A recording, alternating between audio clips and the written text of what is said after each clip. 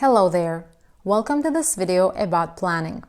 There's a saying, failing to plan is planning to fail. This means if you don't plan your actions, you're preparing to fail. Like everything else, planning your writing is crucial. Here's why. Firstly, planning your essay helps you think through your ideas and examples, resulting in direct and clear explanation. This is better than writing without a plan, where you might just make up things as you go. Unplanned writing often leads to disconnected ideas and disorganized paragraphs. Secondly, planning ahead will save you from rewriting your work. Often, when you start writing immediately without thinking, you'll find you want to go back to change, erase, or rewrite certain parts of your work. This takes time, and time you simply can't afford to lose. I hope I have convinced you of the importance of planning your essay. Now let's see how the planning process works. In this video, we will use an agree-disagree sample task for our essay. So let's read it. Prevention is better than cure. Out of a country's health budget, a large proportion should be diverted from treatment to spending on health education and preventative measures. To what extent do you agree or disagree with this statement? Now, the first sentence is quoted because this is often what people say. And then it is said that what a country wants to spend on its health care and medicine, a big part of this money, should be spent on educating people and also some ways to prevent illnesses.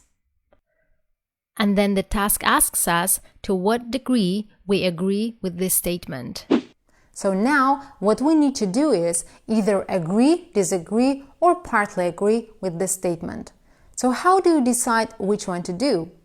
Choose the position that's easier for you to explain and for which you have more ideas. I personally totally agree with this statement, and I'm going to show you some ideas to support my opinion.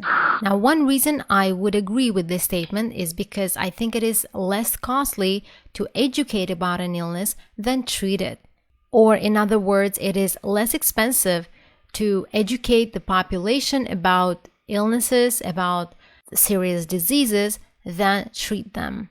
For example, smoking often leads to cancer, and it is less expensive to raise awareness about the disease than to treat it. Or in other words, it is easier and less expensive to let people know that smoking leads to cancer, inform them about the danger of this habit, than deal with cancer later. Because often treatment is ineffective. So a lot of people die even if they take treatment. Another point why I agree is because prevention is a comprehensive approach. In other words, if you try to prevent health problems, then you can deal with a lot of problems at the same time.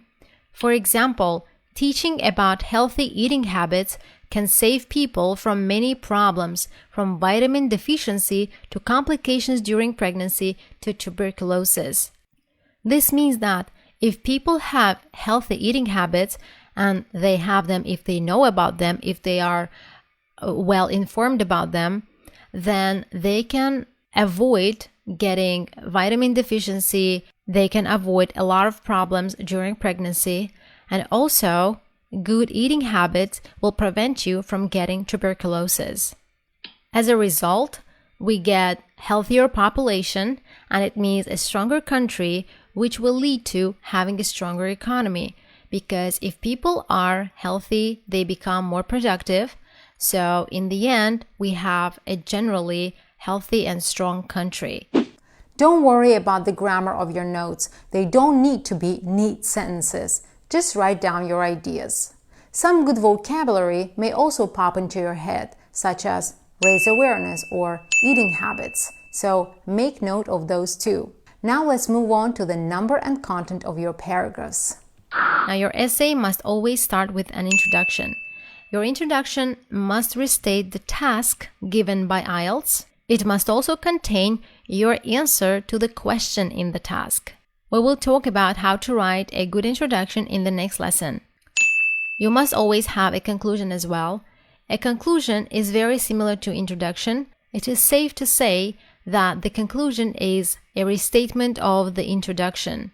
It must mention the problem presented by the task and give your view on the situation. But you must use different words. We will talk about how to write a conclusion later on the course. And in between them, you need to write body paragraphs. You can have from 2 to 3 body paragraphs. 1 is too short and 4 is too much. Sometimes even 3 is a lot because it can take you a lot of time to write both introduction, 2 body paragraphs, and a conclusion. You must make sure that you finish your essay until the end within that 1 hour that you're given for that. So altogether, you will have from 4 to 5 paragraphs in your essay. So we've talked about how to plan and organize your essay, and in the next video, we'll get to writing an introduction. Thanks for watching. Bye.